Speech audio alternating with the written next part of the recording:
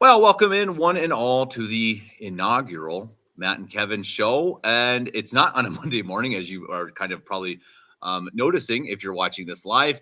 And it is also live, which is pretty cool. And I know everyone's disappointed. Matt's beautiful face is still not here. I I know. phoned I know. in. I phoned Yeah, in. he I phoned phoned in. in. He I phoned it phoned in. in. I know we had people, even my mom was like, are we finally going to get to see Matt's face? No, you all are going to still be left in the mystery of what Matt looks like. I'm telling you, he looks like he's kind of like this half black albino Sasquatch. That's what I keep telling people. Good looking though. He's still looking for a lady. So Thank you. yeah, and I Thank gotta you. give you a hard time, Matt. One of these days, someday, maybe like when Matt's retired, doesn't need to be anonymous. Retired. Yeah, come I'm on, not. that'd I'm be nowhere pretty soon, near man. that. You know, Retired. aren't you old I'm enough to be nowhere. retired? Oh yeah. I'm Hey, I just know messing with you. people. I know people retiring in their 40s, which is like, Oh, that's wow. not cool. Like, Bitcoin, how are probably you Bitcoin. doing Huh? that? Yeah, I don't No, know. just some jobs are like 20 and out. Shoot, man, And sounds hey, good. and Oh hey, man, I guess if that. anyone wants to give me one of It's those, I'll kind of take like it. your job here, Kev, running this show. It's like you I get know I your make so much pension money after on it. 2 years. Yeah, you get I your know. pension after 2 years, and I had so we were in Omaha for the ordinations, and someone asked my wife, "So does your husband have other work besides the podcast?" I was like, no, yes. this is it. This is it. Yeah, Yeah, my 350 a I month is probably not going to do it. Not going to do it. But we do appreciate everyone who supports the show. It is not quite enough for me to quit my work. I'm afraid. oh, Someday, I didn't even know that. I had no idea. I had 20 no years from now, idea. maybe 20 years. Maybe, That's my maybe, that's my maybe, hope. maybe. But Matt, I something big happened since last time. Oh, sorry. Go ahead. It Yeah. is. No, I was gonna say we have not been together in maybe a month, No, it's and been a while. there's been I've been some traveling news.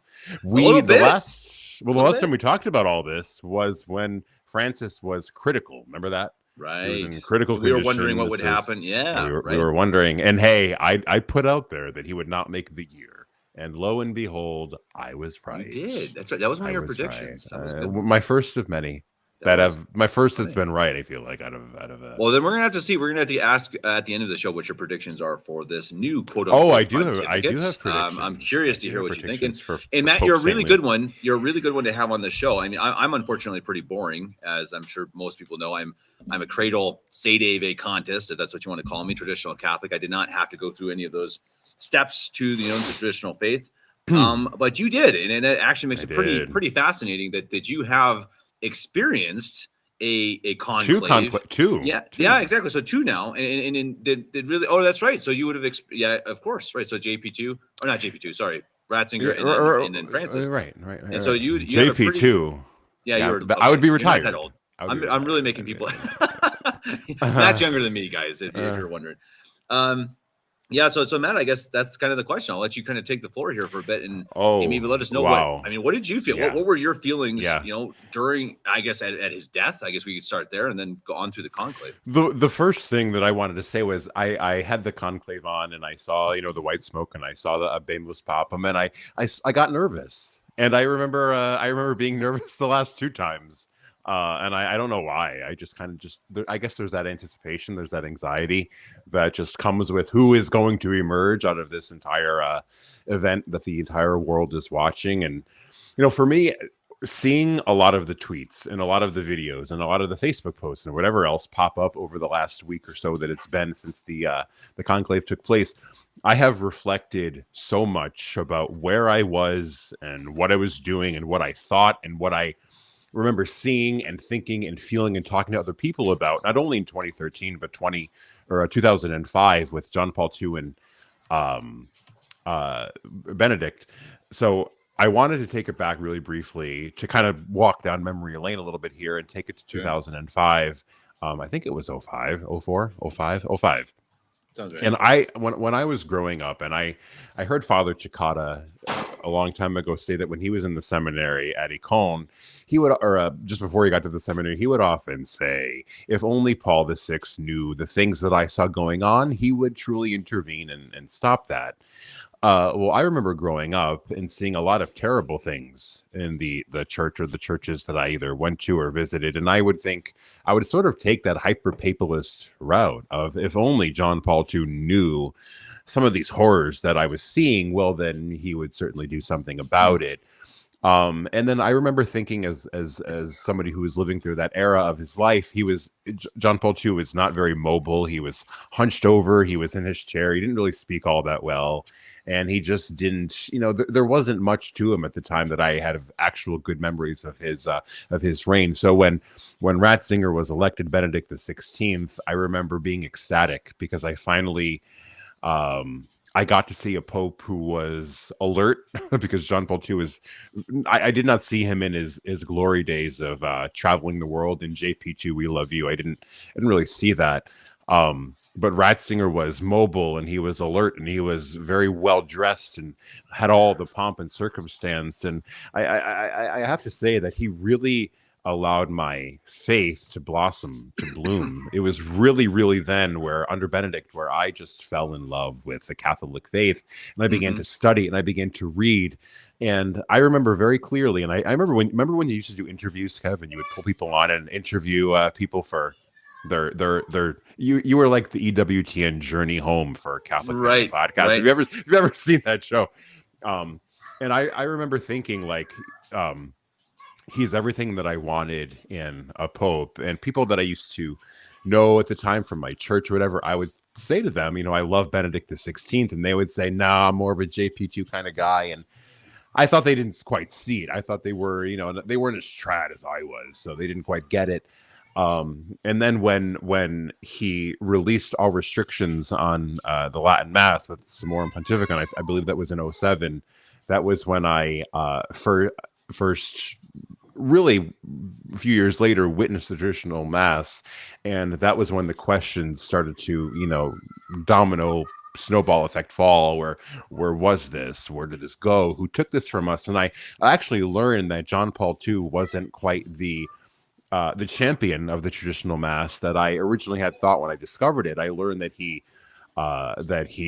put restrictions on it. He said that those who were clinging to this old rite in the church were they were just a little bit nostalgic, or it was sort of hurtful to the vision of the council. I believe he said that in 81, 82, that these people who were just, we want our old religion back. He said that was kind of hurtful to him because he helped ushered in this new vision for the church. And I really began to learn about what he did, what he took from us back in those days. So again, as I've highlighted in a bit more detail in the past, I just was in love with Benedict. I thought, truly, I applied my hyperpapalism. He was God's representative on earth. Whatever he spoke, even if it was an ex cathedra, it was worth listening to, worth considering. It was something that we should, to whatever extent, give submission to or are sent to. This is the Roman pontiff speaking. And I had that sort of understanding of what the Pope is supposed to do and supposed to act like and be like. And I remember when he resigned, and all of that was really the first time that I actually paid attention to who was papabile, who was considered conservative, who was considered traditional. And at that time period, I was going to a basilica that had 11 clergymen at it. And one of them, who I was probably the closest with there at the time, was from Sri Lanka. And he would tell me that we have a great cardinal in Sri Lanka. I worked with him. I did a lot of ministry with him, Cardinal Ranjith. And so my former priest there at the time introduced me to Cardinal Ranjith, and I did some research on him. And people don't realize that he was very, very close, if not more so conservative than Burke. He doesn't have the star power that Burke has or had, but he had said things like what the Society of St. Pius X does, they do for good reason. He was open to them, the society training his priests in his diocese and teaching in his seminaries. He completely banned women on the altar. He completely banned communion in the hand. So he was somebody that really stood out to me in 2013. And with after some conversations with my priest who knew him, worked with him, I was, let's go Ranjith. It's just as if this were a political election. And a lot of friends of mine were fans of the same Burke, Sarah, Dolan at the time. I think was a bit more papabile than he was this time. And I remember really rooting for Ranjith, but I also knew the names of the liberals who were favorites in the church. I believe Antonio, was it Scola, maybe? The name's escaping me now, but all of these names were prominent prominent members of the College of Cardinals. And so when the White Smoke and the Habemus Papam happened in 2013, and they announced Bergoglio, I remember that was not a name that I had heard at the time, and not a name that I had ever come across and didn't know anything about. And I think I remember the crowd going crazy when Ratzinger's name was announced. I had that on television, and when they said Cardinale Ratzinger, I remember the crowd going just wild in Rome. You could hear the screams, you can feel the energy. When they did that to Bergoglio, it was very solemn. It was sort of quiet, almost as if people were kind of taken aback. They weren't really sure. And I remember my first Google search, this came to me as I was reminiscing lately. My first Google search that evening was Jorge Bergoglio traditional Latin Mass, because that was the only thing that mattered to me. I knew what happened to it under John Paul II. I know what Benedict XVI did to it, and I didn't want it to happen again under Francis. And so that was my issue, was I don't care about much else.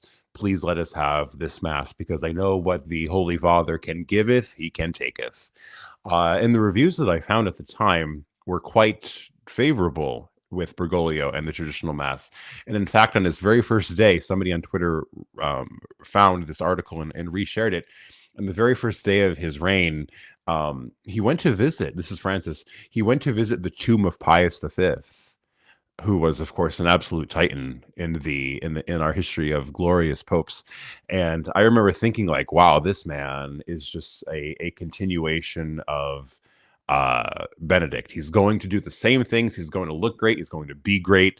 And we're just going to have another reign of Benedict XVI, and the church is really back now. And we're just going to do these really traditional things. And obviously, as you know, that did not happen at all with Benedict, in fact, or with Francis. And in fact, that's started my journey from Novus Ordoism to traditionalism to recognize and resisting to sedevacantism, all under Bergoglio. And as these tweets and messages come out recently under Prevost, Leo XIV, I do want to say that when I heard his name announced, it made me quite sad, because the beautiful, powerful name in the church of Leo now had to come out of our tongues, out of our mouth. Sure. It was okay to, you could say Francis, you can say John Paul II, even Benedict. Like I don't know, I didn't quite have that connection with Benedict XV, who I think was a great pope and wrote well in the church, but it wasn't as impactful to me. Leo XIII, there's a lot of great Leos. Leo XIII has some wonderful encyclicals. Satis Congitum was one. Pope Leo the Great, Pope Leo IX. We have these magnificent Leos in the church. So we've been so used to bashing Bergoglio using the name Francis that it's not as easy. It's not as effortless to say that. But in a way, it's kind of nice because you can just say Prevost, right? So it's like Prevost. I'm not even tempted to say Leo. Like I'm just not going to say it. Like he is Prevost. I'm not going to change that for anything. And it's interesting, like what you say about Ratzinger, because he's a fascinating character, because he clearly was a big part of Vatican II, but he was a conservative in terms of liberty or liturgy, I should say, and he was very much liberal in terms of pretty much everything else. So in terms of doctrine and whatnot, he was very liberal, but he liked the smells and the bells. So he was very conservative in that sense, and it's what you see right now, right, with the hopium. It's insane right now. Anyone on X, especially, probably Facebook and whatnot too, but you really have these semi-trads or people truly trying to be Catholic, who are just they're really I keep saying the term hopium. They're just hooked on this idea of hope of, oh, maybe he's another Benedict, maybe he's another Ratzinger, and as you say, it's kind of, well, but is that that's not good. I mean, sure, he's okay. So he brings back the Latin Mass, and in Matt again, I guess I'd ask you. I mean, how easy is that to be tricked into thinking that is only what matters? You just have to look nice. I mean, so easy. Yeah, right. So it must be so easy, and I know because I did that, which is why this is so maddening to watch, because everything that you see on Twitter that's probably making you and a lot of other people just pull their hair out chew on their sunglasses. I don't do that, but I'm just making an example. Pound their fists on the table was me. And I went through that. That's why I kind of did a little walkthrough there, not to bore everyone, but just a little history or a little story time, because I did all of this, and it truly I've had sleepless nights because I couldn't recently, because I couldn't quite figure out why that's all that mattered to me. And I think someone just said we have too much hope. I think that you weren't going to convince me that this was a false pope and this was that was insane to say. So I had to cling to something else. The idea that this was all false, or it was there's no way that's psychotic talk. You're all on drugs. You've all lost your minds. Let's focus on the good, the true, the beautiful, the holy. And that to me was the Latin Mass. I didn't truly consider anything else. And everything that I had known, and I have thought through this the last 2 days as well. Everything that I had known was Vatican II. I knew that there were other councils. I knew that popes exist for 2,000-ish years. I knew all of these things, but it was always what the council taught. It was always, well, Vatican II teaches. That was it for me, for us, for everybody that I knew. It was the council, and in fact, it was Paul VI who said that this is the council of all councils. That this is it. So the masses, the Novus Orders that I would go to, the priests, they referenced Vatican II. That was it. So I would have no reason to have believed that these were non-popes. Why? They're echoing the words of the council. They're echoing the words of an ecumenical council held by the church by saintly pontiffs. What do you mean? You're insane if you think that this is all some mirage. Like you have more than one or two screws loose. And once the scales fall off, you realize how maddening and insufferable it is to see these people say, look, he's wearing red. Look, he's praying in Latin. Look, he looked the other way when somebody had a rainbow flag that wasn't even the pride flag. You look the other way. He must be super trad. They're going back on their own words, because this is the crowd that told us, don't listen to anything that Francis says. You need to ignore him.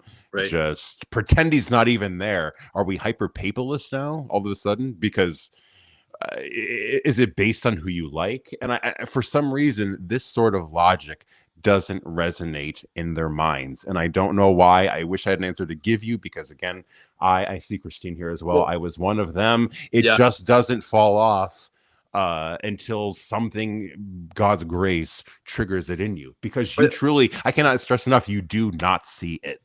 Well, that's what blows me away, though, because it's like this Prevost, the new supposed pope, is saying, I'm going to follow in the footsteps of Francis. I'm going to do everything Francis did. I'm not going to change anything. And you have people like Taylor Marshall and others saying, hey, it's not a problem. I'm fully supporting him, when he didn't support anything Francis did. So what are you talking about? And don't go and tell me. And it's just, I'm sorry, it's cognitive dissonance. And I see, it's nice to see that we have some, Novus Ordites, some people, I am sure, trying to be Catholic in the comment section. And thank you for being here. And I think, again, please, I heard people saying we're just being uncharitable. Well, listen to Matt. Matt was in your shoes. So, I mean, we're not just speaking. I speak much more from someone who doesn't have this experience, but Matt does have the experience. So Matt can tell you exactly what he went through. So hear him out. I just see that so much right now on Twitter, that people they don't even argue the point.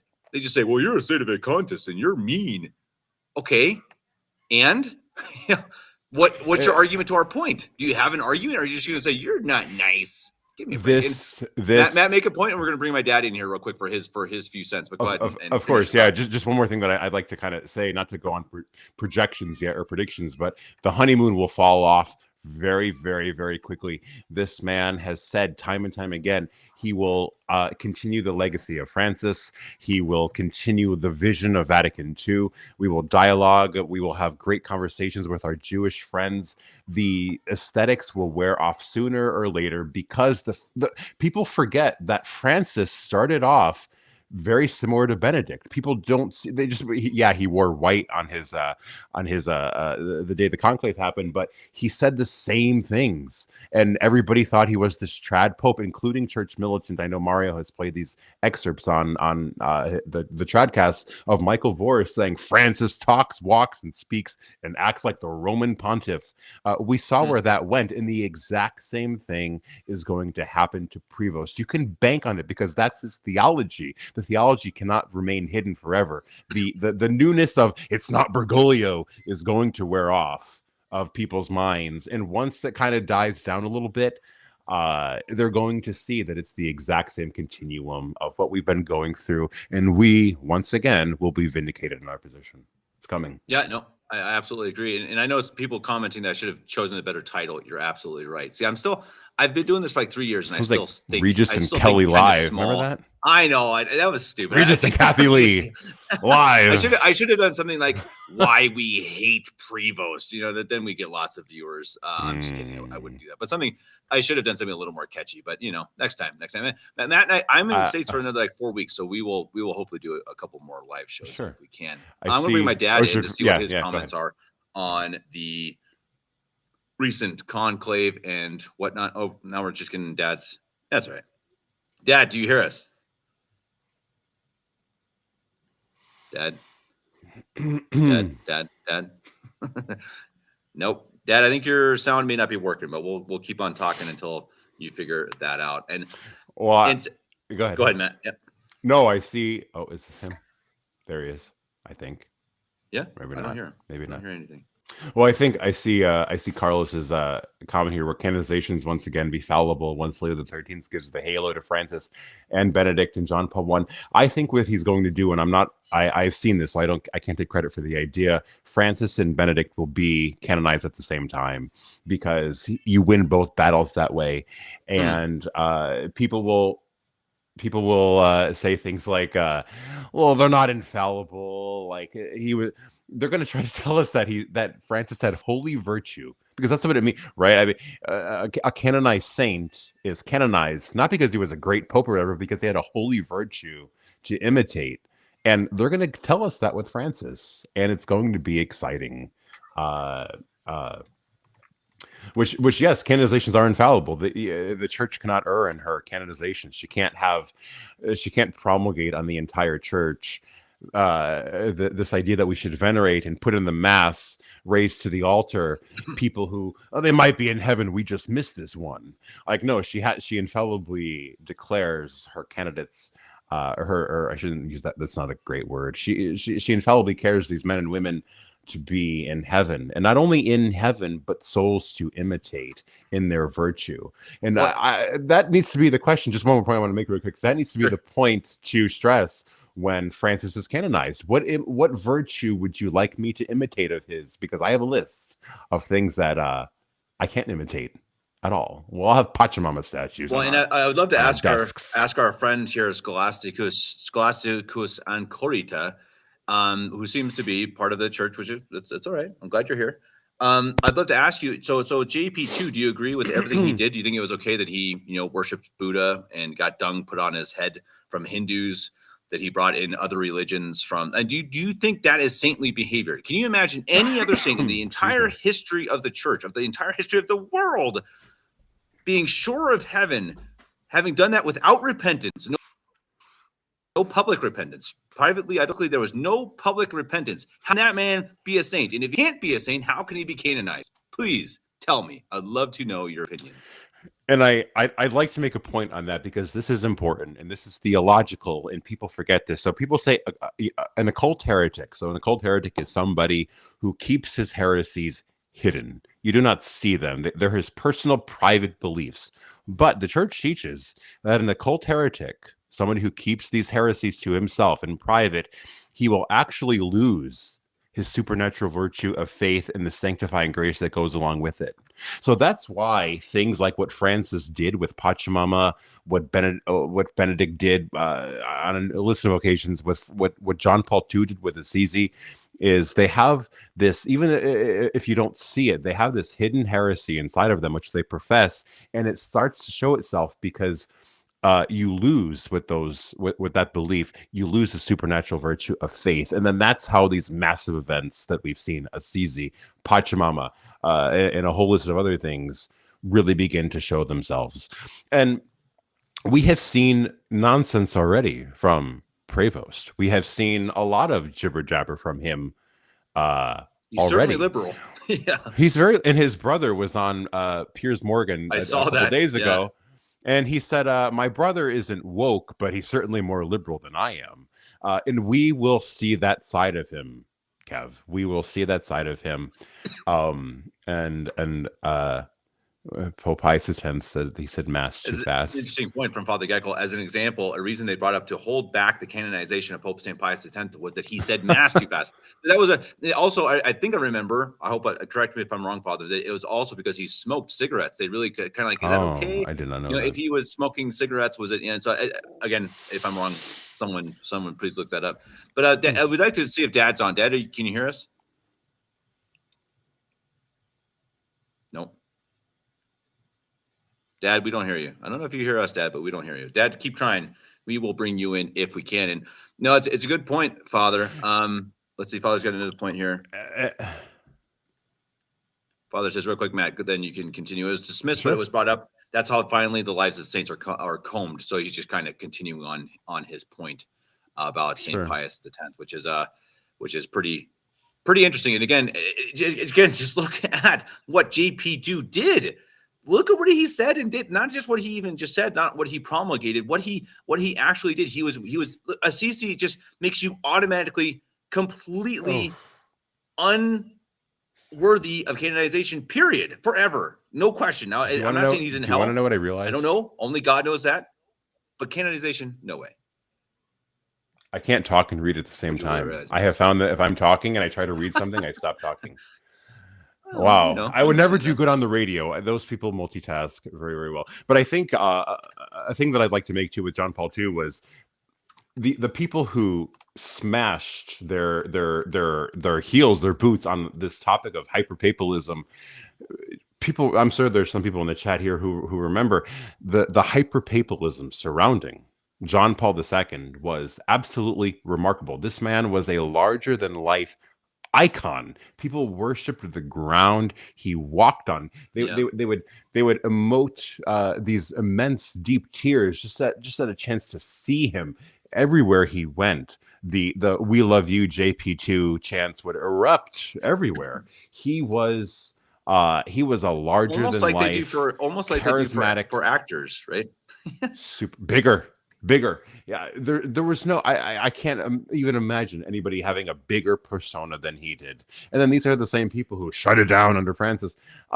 It all applies the same. The papacy does not change, and in the end, our position, has to pull all the way back to Vatican II, and the imposition of these heretical teachings promulgated with the authority of Christ on the church, and that absolutely prevents them from having the authority of Christ. Therefore, they're their false rule of faith. Therefore, they're not the Pope. So Prevost has already given us everything we need to know, that it doesn't matter what he does to a rainbow flag or what he says to so-and-so or to so-and-so. He has said Vatican II is our guide, and we will continue this vision of the church under Vatican II. That is more than any sort of evidence that we need at all, that he is a false pope, and that he cannot have the authority of Christ, and that he cannot promulgate these things and impose these things with the authority of Christ, because he is they call it capital schism. When the Pope and Christ are in schism from one another, it's capital schism. So if you're in communion with Leo XIV, you cannot be in communion with Christ, because Christ is not in communion with Leo XIV. And that more than anything has to be the core, in my opinion, of our argument. We can bring up Pachamama, and we could bring up the Western Grandmother, and we could bring up John Paul II being blessed by a pagan priestess. We can bring them up, and those are great examples. But I think our argument here has to be doctrine, that these things cannot be imposed by the authority of Christ. And the more people read and the more people study, and you learn from what Father Salvani, I've read his book multiple times now, and each time I read it, I get more out of it. Liberalism is a Sin. Mm-hmm. The amount of times he references what liberalism is, what ultramontanism is, what religious liberty might mean. The more you read and understand and study these arguments, the more impossible it resonates with you that how there's no way on earth that the church, the mystical body of Christ, could say that the human person has a right to religious liberty. The more you understand what the church has said and taught and believed, not only in her magisterium and her popes, but through her clergy, through her bishops, through her catechisms, as to what religious liberty is, it's absolutely impossible. Otherwise, the church is defected and this whole thing is a wash. It was St. Paul who said, if Christ did not rise from the dead, our preaching is in vain. If this is the church, and this is all in vain, and we dare not say that at all. Well, and I think Louis Verrecchio, I think, was the one who made a really good point recently about something that just totally lost my train of thought. Sorry, Carlos. See, I was reading your comment. I had a really good point to make. Can't do it. It totally fled. It fled my mind. It'll come back. It was a really good point because Louis is a really smart guy, and no, now it's gone. But no, it is interesting. And Matt, I guess I'd ask your opinion. There's something I wanted to ask you a couple minutes ago. That again, someone who had some dealings with SSPX as well, some time there. What do you think they're going to do about this? They have become the more. Sorry, what was I talked over you? Go for it. No, that's good. The more I am removed from the society, the harder I laugh at their existence. This whole thing is one big clown show.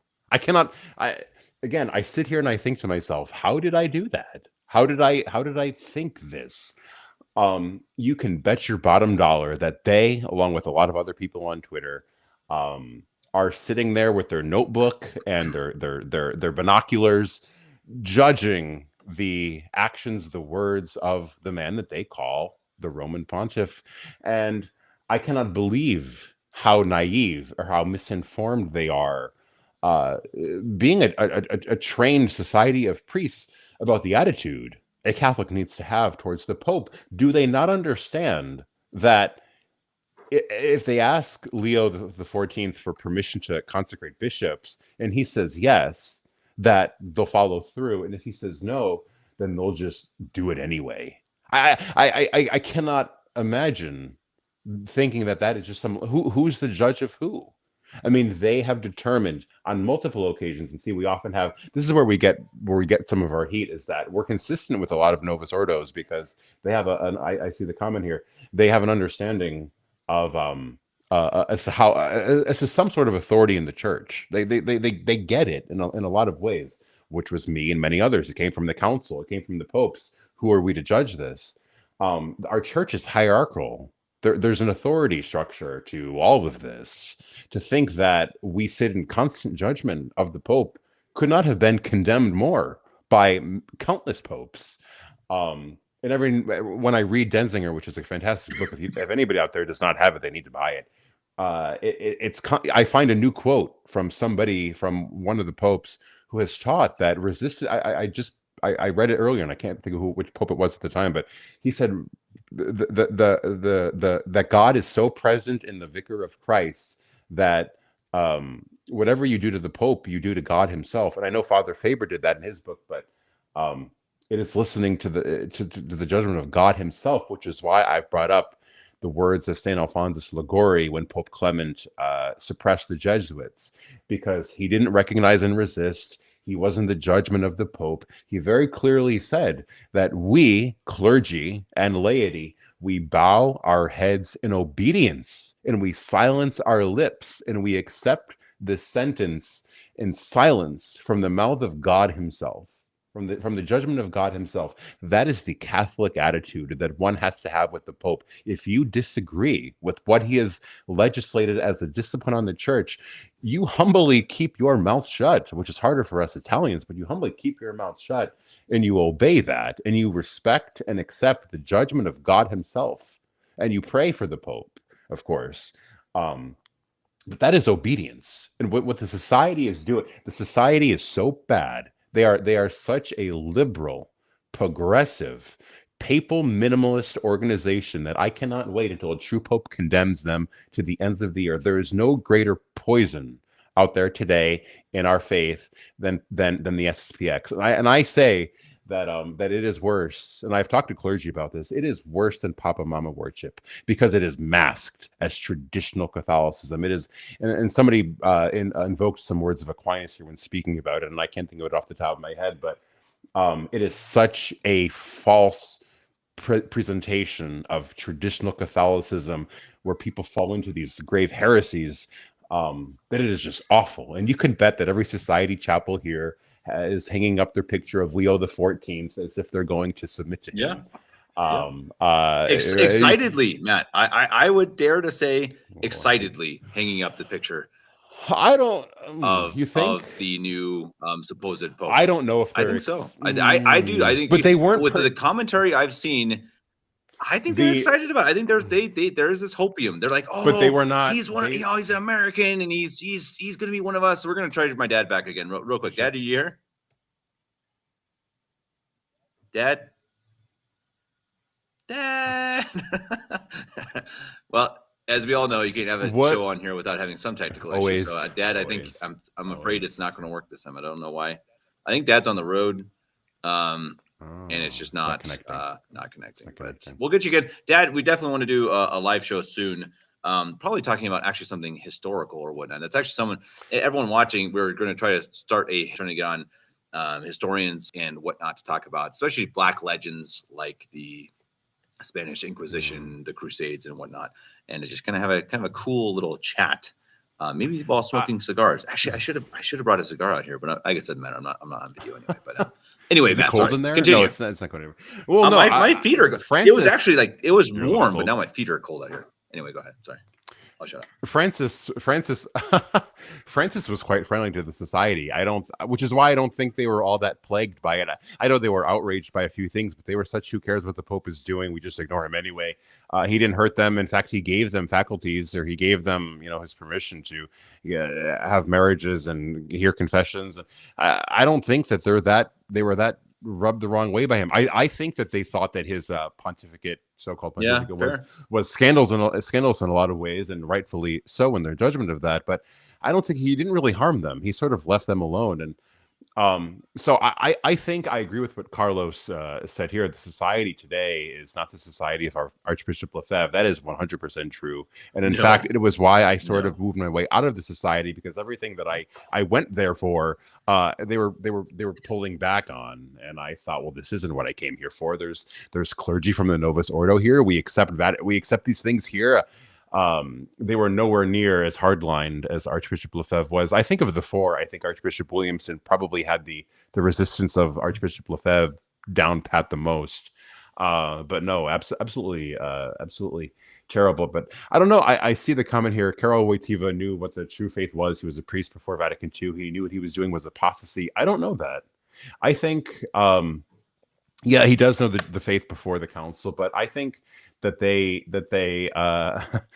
truly felt that the church was stuck in the Middle Ages, and we had to make it present in this era of Hollywood and 1900s America, or 1900s, globally, that they brought the church into the new millennium. So I don't know if I agree that what he knew he was doing was apostasy.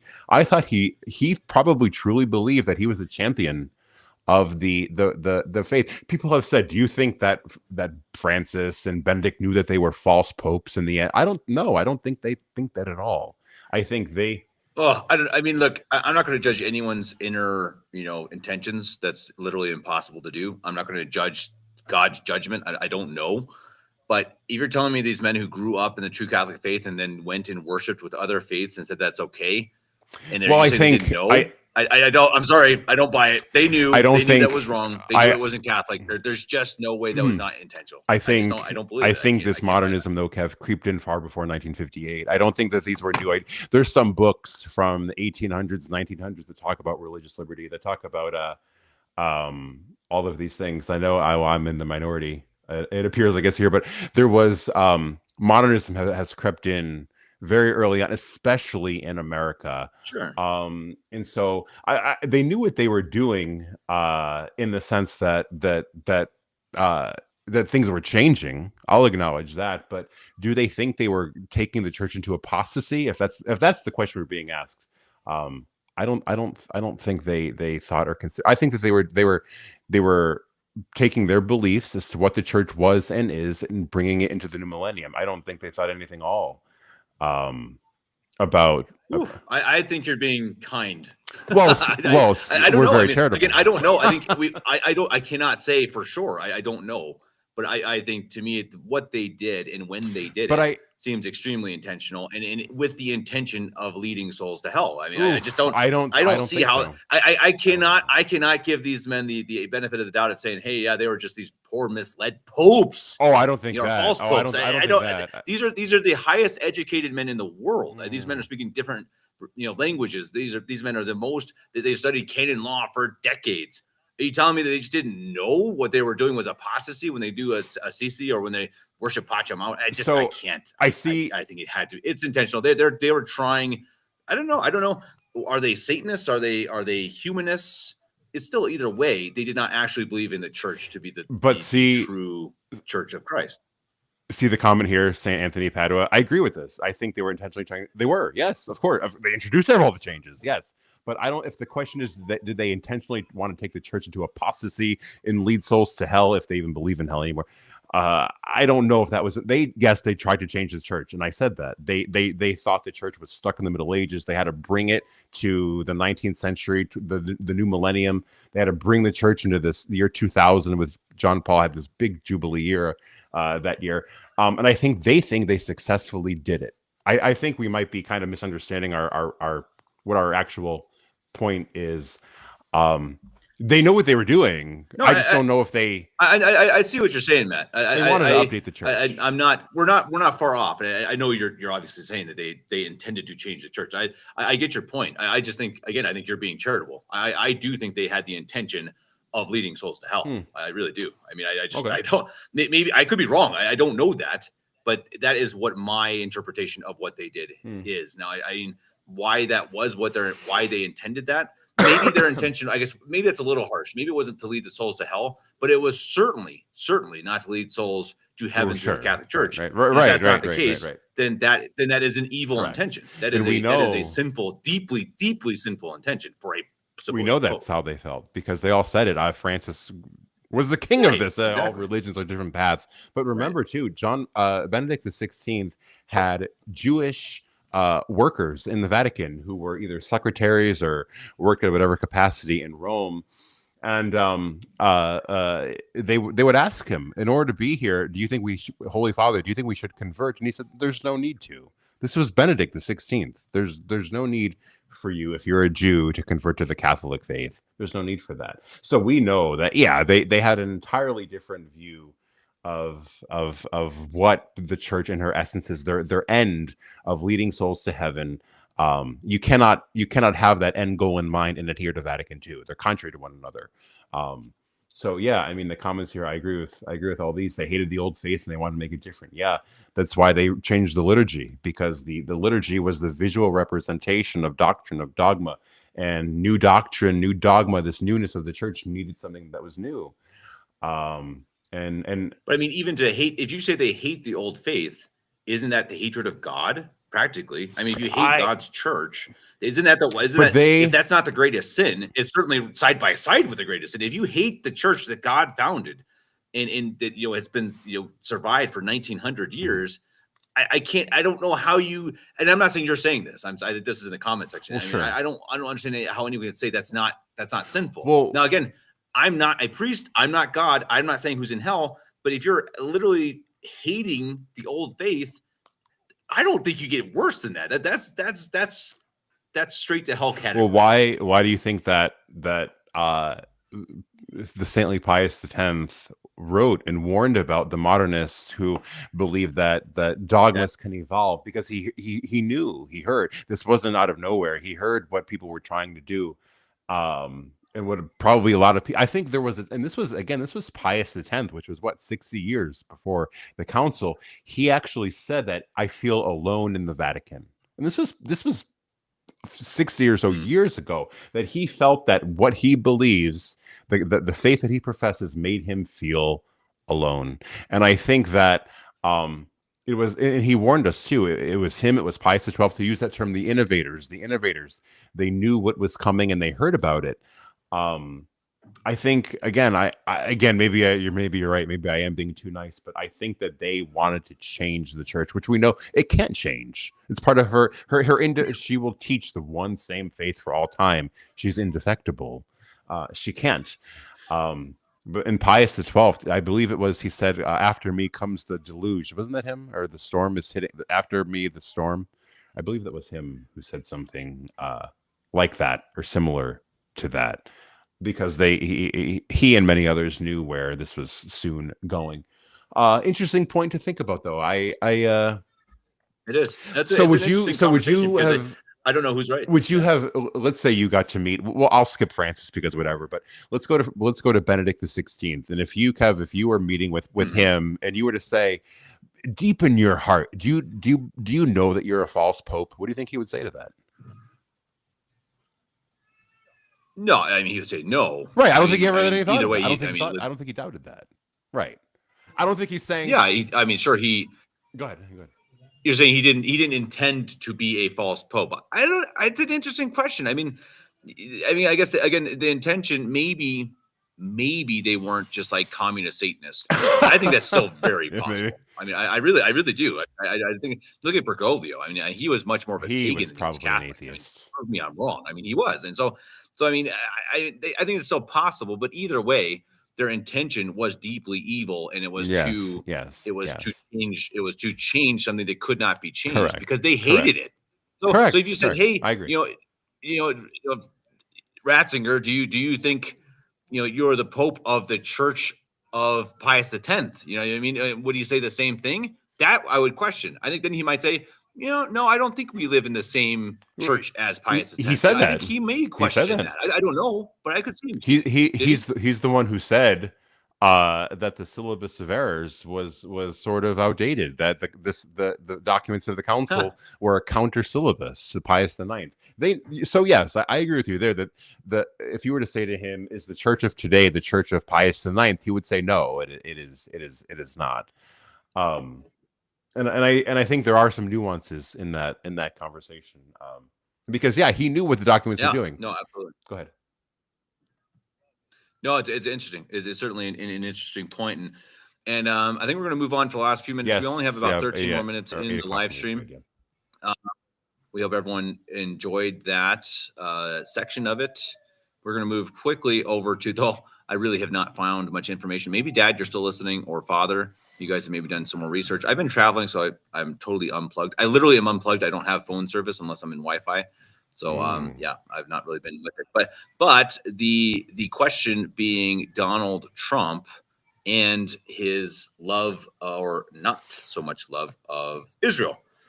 And I think that's from what I've seen, he's kind of put his foot down with Netanyahu and Israel. And I think that's a really good thing, because we are starting to see, and I was starting to have myself, these doubts of like, oh man, okay, is this, Trump, he's doing a lot of things right. He's doing a lot of things I like, but is he bought and paid for by Israel? And it seemed like it. I ain't going to lie. It seemed like it. But now, lately, there's a lot of news coming out saying, hey, he's like, hey, we're not going with this anymore. We're going to stop. We're going to, stop the funding. We're going to stop, we'll be your allies, but that's about it. I don't know. Have you heard much on that? Briefly, I have not paid much attention to politics the last few weeks, but I did hear that, that he's, he called off conversations and discussions with Netanyahu, saying that we're not dialoguing right now. That's where the dialogue is good, right? We don't want dialogue in the Holy Roman Catholic Church, but dialogue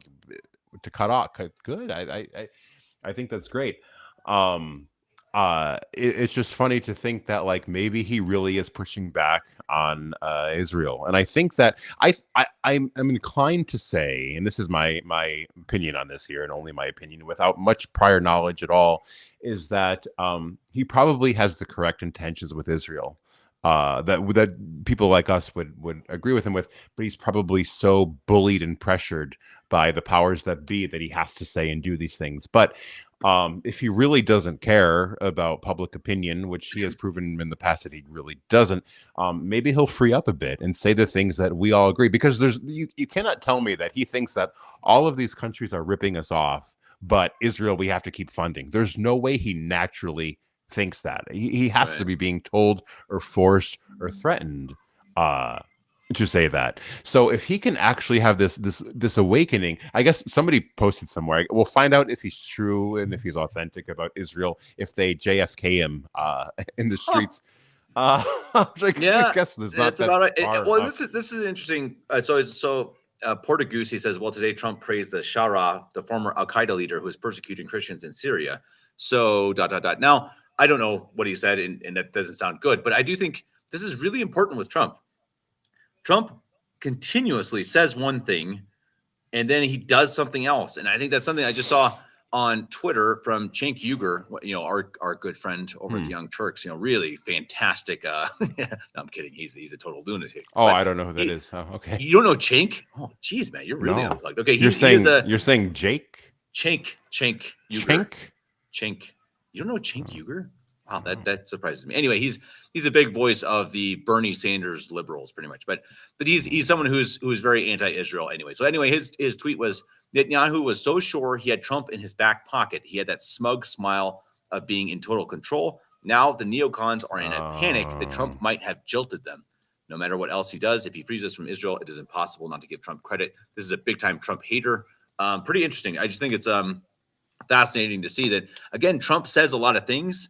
I'm not saying I agree with all of them or even some of them, but pretty interesting that Trump is, he goes and kind of kisses the ring of Israel, tells them all the right things, and then in action, he goes and actually does stuff that's like, shoot, that's pretty cool. So I don't know. I mean, I was really negative about Trump with Israel even the last couple of weeks. Mm-hmm. Oh, like, yeah. Man, shoot. Oh, yeah. I mean, oh, yeah. This would be awesome if he's doing something where he's like, hey, we're out, because that's what, don't we all want that as Americans? Like, hey, Yes. just get out, get out of the Middle East, get out of Ukraine.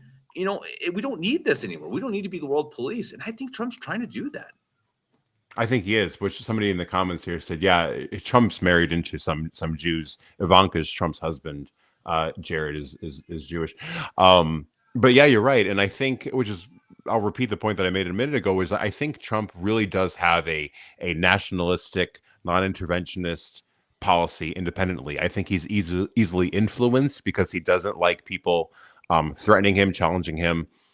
Which is why I think sometimes his opinions sway, because as forceful and as strong as he could be, I think there is a little bit of insecurity in him that he doesn't like being criticized. Maybe I'm wrong, but I think he's afraid of a lot of pushback, which is why he always said my poll numbers are so high. Everybody's saying that I won the debate. Nobody has ever said this.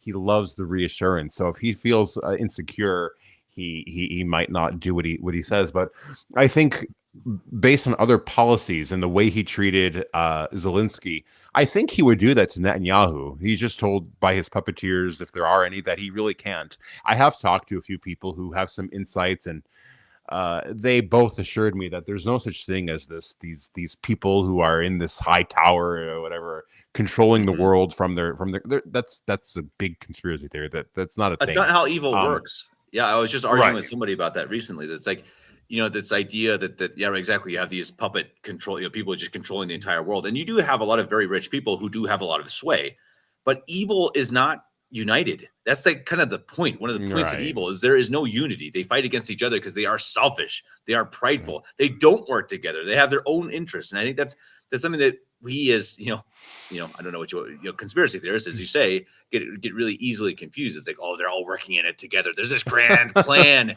It's like, no, honestly, it's probably like he's a bad guy and he's a bad guy, and she's bad and he's bad, and it's just and I think it's not as simple as it's just one grand scheme. I think that's honestly, it's a little bit silly and simple.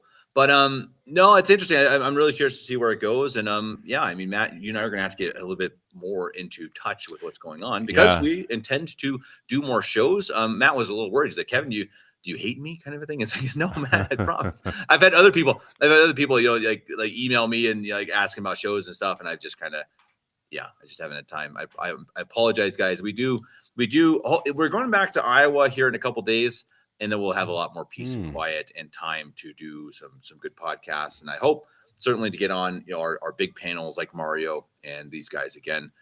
Maybe Matt, you'll have to join us one of these days. But then you'd have to show your face, maybe. Though actually, I shouldn't say that because our good friend SD Wright from WM Review also does not show this. He was, yeah.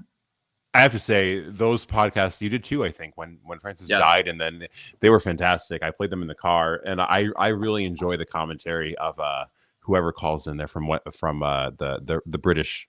Yeah, what was his name? And they called it Wright, SD Wright, and they called it that they would that it would be Prevost a couple days before. So I saw that. Huge props I saw that.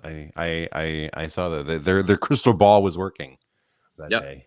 I like it how our comment section never left the whole Sede systematic. I can see that here. I appreciate Father Geckel in the comment section backing us up while we're talking politics. Well, everyone, we're gonna give it 5 minutes. If anyone wants to give us a question, or like 4 minutes, something like that. If anyone has any questions, comments, go for it, man. We can read the comments here, and that's fine. But one thing I'd like to just chime in on, and charitably do so. But somebody, our Scholasticus Encarita said, "May God grant all schismatics the graces necessary to recant their errors and reconcile with the one Church of Christ." The point that I would like to, I guess, bring home with that is the Church of Christ and the Catholic Church are separate from one another, according to the council, and so that already puts a little subsistent. And they use that word because they came up with this ideology of ecumenism, where the root, the fullness of truth is here, but there's elements of truth elsewhere, which of course is wrong. The popes in the past have condemned that idea.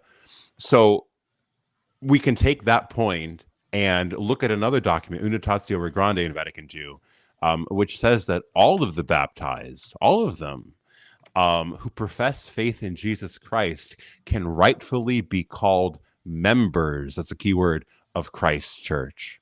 And if you apply the teachings of the council, which Catholics would be called to do, to the situation, then I am every bit a Catholic that you say I am not, because I am baptized. I profess faith in Christ. Therefore, that's all I need to be a member of the Church of Christ. Is that the Catholic Church? Well, Vatican II sort of denies that. And that's where these sort of conversations get sticky, because I would say the same thing. I used to say all the time that Sede Vacantes are outside the church, there's schismatics, blah, blah, blah, blah, until I learned, well, if I actually apply what the church teaches, it doesn't actually work out that way. I can't, people are stuck in this bubble of trying to apply pre-Vatican II teaching to the current situation. And I see that here in our friend, because he's taking traditional Catholic doctrine and applying it to the council, which does not work, because then obviously we have this rupture of doctrine, which we know for a fact that the church cannot say that. So yes, we would agree that all schismatics must return to the Holy Roman Catholic Church, outside of which there's no salvation. Yes, we profess that. We believe that. But the Holy Roman Catholic Church, what you consider to be the Holy Roman Catholic Church, does not believe that. And we know that because her hierarchy teaches it, her magisterium talks about it. We have visual representations of this being false. And the council has taught it. There's nothing in post-Vatican II ordinary daily magisterium that suggests the heretics and the schismatics need to convert today. You have look at it this way. Yes. Sorry. But yes. So Bergoglio said that Martin Luther was one of us, right? And that he was right on justification. Yeah. Exactly. And he calls us, little mushrooms who grow up. He didn't actually even condemn us, which is pretty interesting. So just something to ponder. Just something to ponder. Yes. That's your Pope. That's your Pope saying that Martin Luther is one of us. Do you consider? I like how this one guy didn't answer my question about canonizations. Just kind of went back about fighting Sedes, which I see consistently now. No one will actually argue the point. What was my point? You didn't argue it. So sorry, if you can't argue my points, then maybe just go away. Just go away then. If you don't actually want to hear it, if you don't actually want to argue the point, can you argue the point again, please? We have 30 seconds left before we go. Do you consider Martin Luther as one of your brethren in the Catholic Church? Please, I would love to hear your answer. And please, don't say, "Oh, uncharitable Sundays." Just tell me, do you consider Martin Luther as one of you? Please let me know before we go in 30 seconds. Yeah, Jerry. Yes, true. And Martin Luther was a heretic. We know for at least 4 years before he was actually uh, uh, sentenced Right? to schism. So yes, They were very he was a lenient. priest. Yeah. Yeah. Ah, man, Matt, one of these days we'll convert everyone in the world with one of our podcasts. It may or may not be this one. May But not be this one. yeah, Matt, I appreciate it. As always, it was fun. Everyone in the comment section, thank you very much for being here. It was a blast. These live shows are a lot of fun. Maybe we'll do more. I don't know how Matt feels about it. I'll have to talk to him. No, I like seeing the comments and It's cool, right? It's engaging. fun. It makes it more interesting. And can't promise we're always going to talk about the topics that everyone's going to love, like R&R and State of Contes and whatnot. But you never know. We might talk about baseball next time, like my terrible Rockies and Pete Rose being inducted, or surely, hopefully, soon to be inducted into the Baseball Hall of Fame. Mm-hmm. You never maybe, know. hopefully, Barry Bonds. Matt, you know. oh man, come on, wake up! Don't do it. Don't bring up. No, sorry, you cheat in the game, and you can't. No, sorry, can't do it. Jerry Pavlak, you should start one. We need more podcasts out there. That's absolutely the case. Do yours in Polish, and don't stand on my lawn, as the old guys would say. I'm just kidding. You can do it in English too. Awesome, Matt. As always, it was fun. Everyone else, we will see you next time. Let us know if you like the live shows. Hit us up in the comment section once we end the live show. And again, especially once it's over, please go back and like and share and subscribe and comment on all that fun stuff so that more people can see it, because that's what we like. Father, it was great to see you as always. Our pleasure to have you here. Yes, Father, let's do a live show as well. We should do that. Absolutely, Father. We should get it on here in the coming maybe week or so. Once I get settled back in Iowa, we'll have we need to have a cigar podcast or a pipe podcast chatting about whatever we want. That would be pretty sweet. Anyway, Matt, God bless everyone in the comments. God bless you all. And we will see you next time.